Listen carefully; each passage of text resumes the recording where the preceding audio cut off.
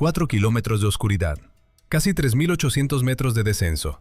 No es una simple profundidad, es una caída fuera de toda intuición humana, un lugar donde la mente deja de servir como herramienta y empieza a fallar. Allí abajo la presión alcanza unas 400 atmósferas. Dicho de otra forma, sobre cada metro cuadrado cae un peso equivalente al de decenas de aviones comerciales apilados unos sobre otros. A esa fuerza, los pulmones podrían comprimirse como si fueran papel, y el metal se arrugaría con la facilidad de una lámina de aluminio. Y todavía falta lo peor. No hay luz.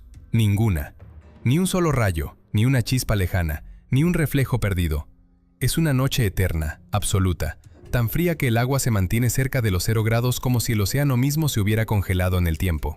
Si en la superficie de Marte hay desolación, aquí hay algo peor. Un mundo que parece diseñado para expulsar la vida.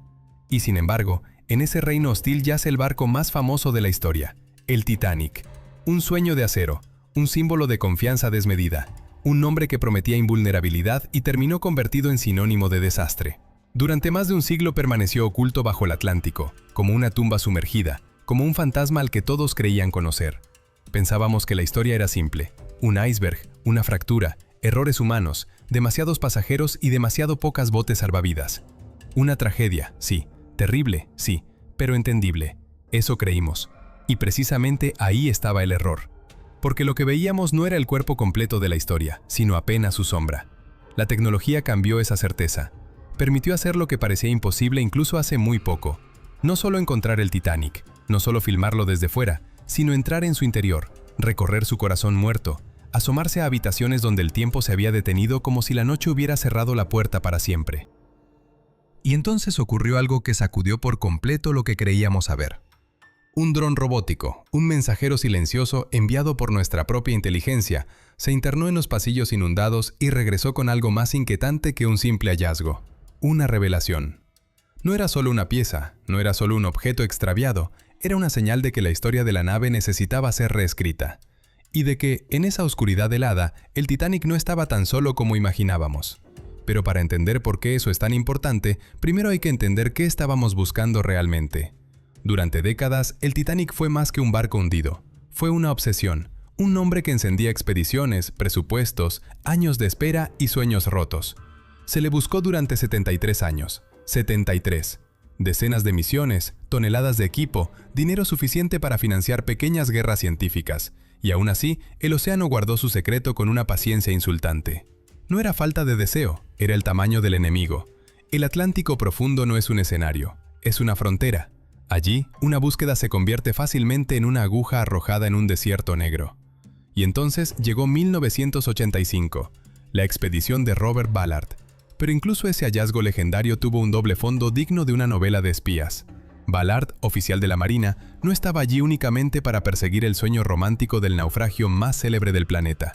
Su misión real, financiada en secreto por la Marina estadounidense, era localizar 2 submarinos nucleares perdidos, el Treasure y el Scorpion.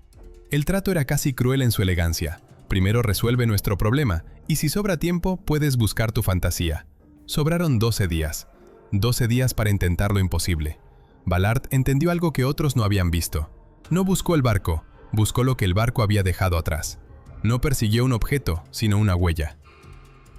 Porque cuando una estructura gigantesca cae al fondo del mar, no desciende en silencio. Se deshace, vomita restos, dispersa carbón, vajilla, fragmentos, mecanismos, pedazos de vida. El verdadero mapa no estaba en el casco, estaba en el escombro. Y así, casi al final de la expedición, cuando el cansancio ya nublaba la mente de todos, apareció una anomalía en el sonar. Después, la cámara remolcada sobre el fondo captó algo que ningún historiador olvidaría jamás. Una de las enormes calderas del Titanic. No era la nave entera, era una pista, pero bastó para que el corazón del equipo cambiara de ritmo. Siguieron el rastro como quien sigue gotas de sangre sobre nieve oscura. Carbón, platos, hierro retorcido, fragmentos de una vida de lujo convertidos en basura marina. Y de pronto, en medio de aquella nada negra, surgió una pared. Una masa inmensa, de acero desgarrado, ennegrecida por el tiempo, tan grande que parecía imposible que hubiera llegado allí intacta y al mismo tiempo destruida. Era él, o lo que quedaba de él. Pero el primer impacto fue todavía más brutal que el descubrimiento mismo. El Titanic no descansaba entero sobre el fondo, como mostraban los viejos dibujos y tantas recreaciones cinematográficas. Estaba partido en 2. La proa, sorprendentemente más reconocible, se había incrustado en el lecho marino como una lanza. La popa, en cambio, yacía a varios cientos de metros, convertida en un campo de batalla de metal retorcido, placas arrancadas y estructuras abiertas como si una fuerza gigantesca hubiera exprimido el barco con furia. El mito del naufragio limpio murió allí mismo. La realidad fue mucho más violenta. Pero Ballard, al fin y al cabo, solo había abierto la puerta. Quien quiso cruzarla fue James Cameron. Director, sí, pero ante todo, explorador obsesivo. Para él, el Titanic no era únicamente un escenario para el cine, era una pregunta sin resolver. Necesitaba ver más que la fachada exterior. Necesitaba entrar donde nadie había entrado. Y lo hizo. Multiplicó las inmersiones hasta superar a cualquier otro ser humano en esa zona abisal. Se sentó dentro de los sumergibles rusos Mir, esos vehículos compactos capaces de soportar lo intolerable, y aún así no se conformó. Construyó además pequeños robots de exploración, sus ojos artificiales, capaces de deslizarse donde un piloto jamás cabría. Uno de ellos se llamó Jake, el otro Elwood. Nombres casi inocentes para máquinas enviadas a un cementerio de acero. Y lo que filmaron cambió para siempre la forma en que imaginábamos el barco. El robot se coló por la abertura que en otro tiempo fue la gran escalera, y a partir de ahí la nave dejó de parecer un casco sumergido para convertirse en una casa embrujada. Pasillos largos, techos vencidos, lámparas cubiertas de óxido que todavía colgaban como si esperaran a que alguien las encendiera. Camarotes donde aún podían distinguirse la distribución de los muebles, los marcos de latón de las camas, las bañeras, las puertas, los pequeños detalles de una civilización ahogada. Y entonces apareció algo casi inconcebible: papel. Fragmentos de papel que habían sobrevivido en un lugar donde todo parecía destinado a desintegrarse. El lodo del fondo, la escasez de oxígeno y los compuestos liberados por la madera en descomposición crearon una especie de cápsula involuntaria de conservación. El mar, por una vez, no devoró de inmediato, archivó. Pero incluso esas imágenes, tan hipnóticas, seguían siendo apenas destellos. Un vistazo por la rendija, nunca la visión completa. Porque la oscuridad era demasiado total, el barco demasiado vasto, y la tecnología de entonces solo permitía reconstruir fragmentos. Mientras tanto, debajo de todo eso, el tiempo trabajaba en silencio, sin descanso, sin piedad. Y lo que vino después demostraría que aún no habíamos visto el verdadero alcance de la ruina. Ella señaló un zapato solitario, tirado junto a lo que alguna vez fue una maleta. Y sin embargo, esa misma imagen reveló algo mucho peor. Cuando los científicos la compararon con las fotos de Ballard tomadas en 1985 y con las de Cameron en los años 90, el color se les fue del rostro. El barco estaba desapareciendo delante de ellos. No se estaba oxidando a un ritmo normal, estaba colapsando con una velocidad casi exponencial, como si el océano lo estuviera desarmando pieza por pieza. Lo que durante décadas pareció un monumento eterno no era más que un castillo de arena golpeado por la marea. El techo sobre la célebre escalera principal se vino abajo. El gimnasio, que sorprendentemente había resistido durante años, terminó derrumbándose. La famosa bañera del capitán, inmortalizada por Cameron, quedó expuesta no por un milagro, sino porque toda la pared de la cabina se desprendió y cayó al fondo. La proa, que siempre parecía inexpugnable, empezó a hundirse bajo su propio peso. Y la cofa de vigía, desde donde Frederick Fleet gritó «¡Iceberg al frente!», ya no existe. Se desplomó, se borró, como si nunca hubiera formado parte del barco. Ese símbolo central de la tragedia fue arrancado del Titanic como una página arrancada de un libro. La reconstrucción digital fue todavía más cruel. La proa cede, las cubiertas se apilan unas sobre otras como láminas húmedas, y la popa, que durante años fue un caos reconocible de hierro retorcido, hoy apenas parece una masa indistinta de óxido. Ya no hay elegancia, ni simetría, ni siquiera forma. Solo una montaña de metal corrompido, apoyada en silencio sobre el lecho del Atlántico. Con esa imagen, los investigadores por fin pudieron construir una línea temporal de su agonía. Hicieron correr la simulación una y otra vez, y el resultado fue insoportable. No queda tanto tiempo como se pensaba, tal vez unas cuantas décadas, tal vez menos. Quizá en 30 o 40 años no quede nada que se parezca al Titanic, solo una mancha informe en el fondo marino, irreconocible incluso para quien conozca su historia al detalle. Y entonces la pregunta dejó de ser cómo conservarlo y pasó a ser otra, mucho más urgente. ¿Qué lo está matando tan rápido? Para responder eso, había que entrar donde nadie quería mirar demasiado. Y ahí apareció la gran revelación. No bastaba con saber cómo murió el barco. Había que entender cómo se estaba deshaciendo ahora. Ese doble digital, construido con escaneos de altísima resolución, empezó a entregar pistas incómodas. pistas que obligaban a corregir la versión que todos creíamos conocer. Porque la historia popular siempre sonó sencilla. El Titanic avanzaba a toda máquina, chocó contra un iceberg, el hielo abrió el casco como un cuchillo abre una lata, se formó una enorme herida de 90 metros, se inundaron 6 compartimentos y el insumergible se hundió. Esa narración nació casi de inmediato, alimentada por los primeros testimonios y por una necesidad comprensible de explicar un desastre tan rápido. Algunos supervivientes recordaban un roce largo, un chillido metálico, una vibración que recorrió todo el buque. Los ingenieros, enfrentados al hecho de que el hundimiento había sido demasiado veloz para un simple golpe, imaginaron una brecha gigantesca. Era una explicación lógica, también era una exageración. Cuando los ingenieros navales y los especialistas en modelado tridimensional estudiaron los restos, no apareció ninguna abertura monstruosa. Nada que pareciera una herida continua y fatal. Lo que mostraron los escaneos fue algo mucho más traicionero. Una secuencia de golpes, pequeñas deformaciones separadas entre sí, distribuidas a lo largo de casi 100 metros del costado de babor. El casco no había sido abierto como con una espada, había sido castigado como con un mazo. El iceberg no lo rebanó, lo raspó, lo presionó, lo golpeó de lado, empujando las planchas de acero hasta arrancar remaches enteros. Cientos, miles de esos remaches saltaron como si fueran botones arrancados de una camisa bajo tensión. La imagen cambió por completo. No había una única fuga catastrófica, sino múltiples grietas diminutas por donde el agua entró sin pausa, una tras otra, hasta convertir el interior del barco en un laberinto de inundación. No fue una muerte instantánea, fue una hemorragia, y eso, quizá, es todavía más espantoso. Pero entonces surgió la pregunta que desarmaba cualquier consuelo. ¿Cómo pudo fallar así una obra maestra de la ingeniería? La respuesta no estaba en el fondo del océano, sino en un laboratorio. Allí, al estudiar fragmentos del casco recuperados años después, los investigadores encontraron la clave. El problema no era solo el hielo, sino el metal. El acero del Titanic era admirable para su época, pero contenía una combinación peligrosa de azufre y fósforo, elementos que hoy se controlan con extremo rigor porque vuelven al material frágil, sobre todo a bajas temperaturas. Ese fenómeno tiene un nombre helado y preciso: fractura frágil. En aguas templadas, aquella aleación podía comportarse con dignidad, flexionarse un poco, absorber parte del impacto. Pero en el Atlántico Norte, cerca de los -2 grados Celsius, se transformó en algo casi opuesto a su naturaleza. Rígida, quebradiza, vulnerable como vidrio. El iceberg no solo golpeó el casco, lo hizo estallar en zonas concretas, como si una copa congelada hubiera recibido un martillazo invisible. Y faltaba otro detalle, igual de decisivo. 3 millones de remaches mantenían unido el barco, pero no todos eran iguales. El análisis mostró que en la sección central, donde la presión estructural era mayor, Harland & Wolff utilizó remaches de acero colocados por máquina. Eran los más sólidos. Sin embargo, en la proa y en la popa, donde la curvatura del casco dificultaba el uso de maquinaria, se recurrió a remaches de hierro forjado a mano, con impurezas y escoria en su interior. No eran basura, pero sí un punto débil. Y cuando los escaneos del dron ubicaron las 6 zonas dañadas, aparecieron justamente allí, en la parte delantera, donde esos remaches más frágiles soportaban la mayor tensión. El iceberg no abrió una puerta. Expulsó las cabezas de los remaches una a una, como si descorchara botellas alineadas en fila. El barco no había nacido perfecto. Había sido condenado desde el astillero de Belfast, ensamblado con una combinación de prisa, diseño ambicioso y concesiones invisibles.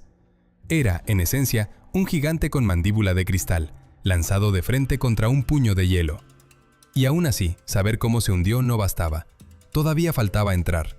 Había que mirar el interior de la tumba, entender qué partes siguen en pie y cuáles se están deshaciendo ahora mismo. Ahí comenzó la fase más delicada, la penetración física. Porque cuando se habla de dron, no se trata de un juguete ni de una cámara flotante cualquiera.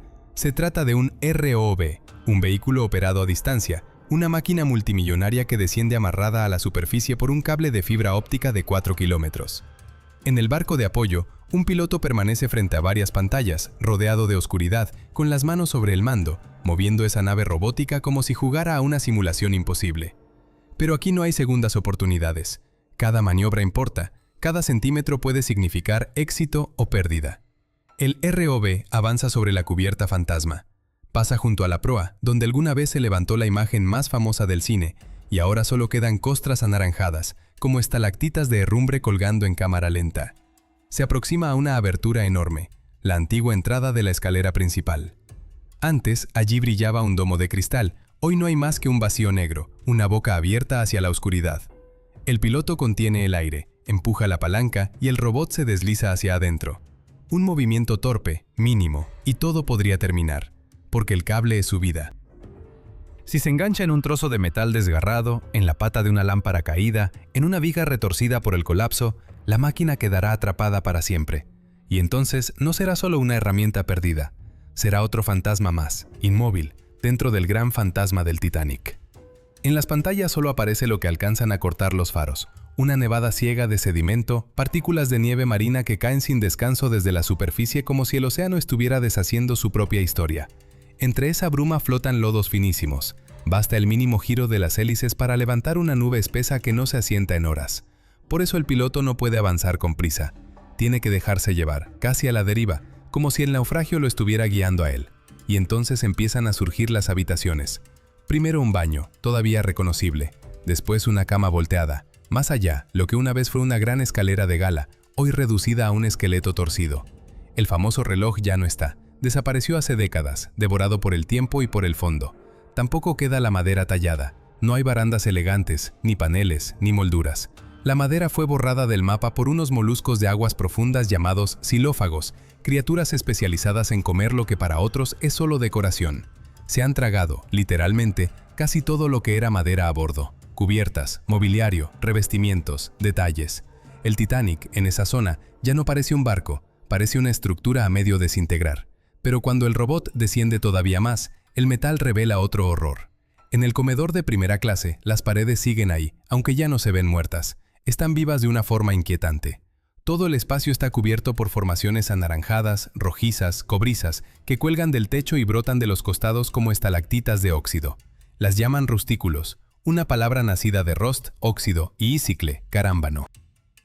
Durante años, la explicación parecía sencilla. Pensaron que era solo corrosión, química lenta, sal haciendo su trabajo con paciencia infinita.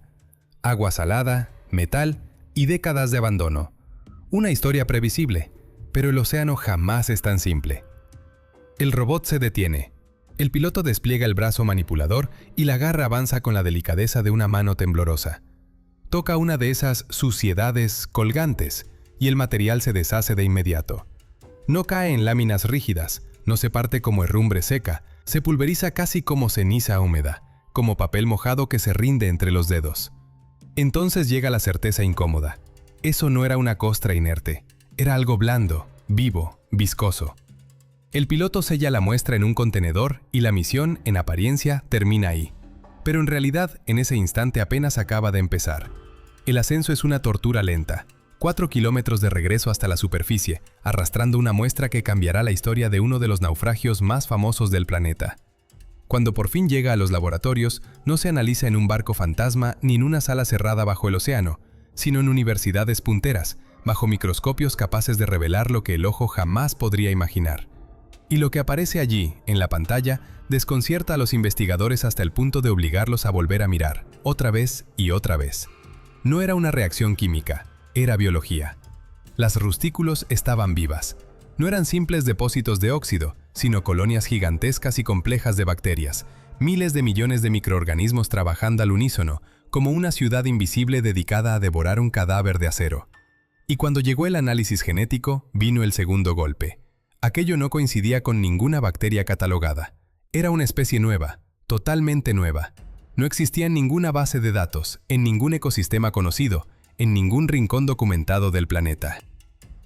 Había evolucionado allí abajo, en la oscuridad absoluta, con una sola misión: alimentarse del Titanic.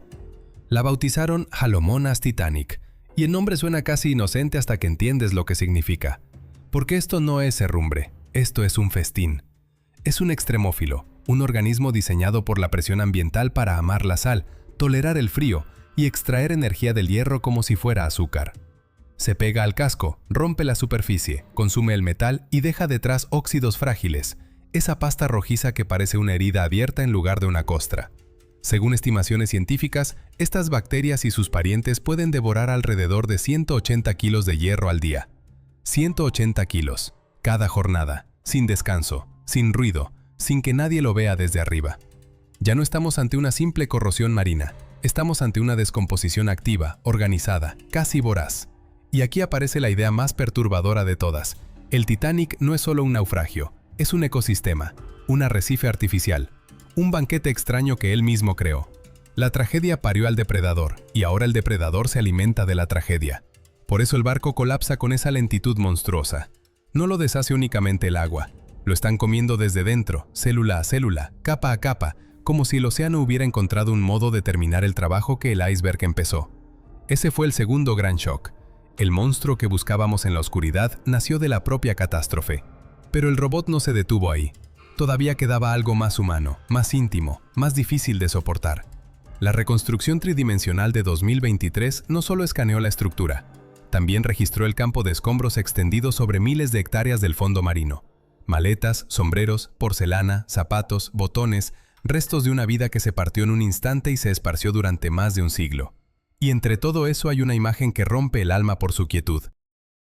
Un par de botas, una junto a la otra, perfectamente colocadas, como si alguien acabara de quitárselas para dormir. Pero ya no hay nadie. En ese entorno, los cuerpos, los tejidos y los huesos se disolvieron hace tiempo. Todo desapareció, salvo los zapatos tratadas con taninos, una sustancia que muchos microbios no pueden consumir. Cada par de botas se convierte así en una lápida sin nombre. Un lugar exacto donde alguien cayó al fondo y el mar cerró la historia sobre él. Y entonces, en medio de ese cementerio silencioso, el escáner detectó una anomalía, un destello. No era hierro, no era porcelana, no era cristal, era oro. El dron se acercó, las cámaras ajustaron el enfoque y lo que apareció no fue el gran diamante azul de las leyendas ni el famoso corazón del océano de la ficción. Era algo mucho más extraño, más desconcertante, casi absurdo. Un collar, una cadena de oro, y colgando de ella, un diente engastado en oro. Los investigadores que revisaron las imágenes reconocieron de inmediato la forma. Era un diente de megalodón, la enorme criatura prehistórica que dominó los mares millones de años atrás. ¿Cómo puede un fósil de una bestia extinguida aparecer en el pecho de un pasajero del Titanic? ¿Qué hacía allí? Era un amuleto masculino, una joya femenina, un objeto de prestigio, de superstición, de memoria.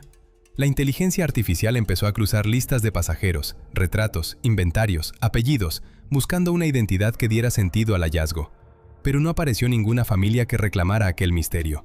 Y quizá por eso resulta tan poderoso, porque une tres tiempos imposibles en un solo objeto. El mundo prehistórico del megalodón, la era eduardiana del Titanic, y nuestro presente, mirándolo todo desde una pantalla. El robot también encontró cientos de botellas de champán, muchas todavía intactas, con el corcho en su sitio. No explotaron bajo la presión.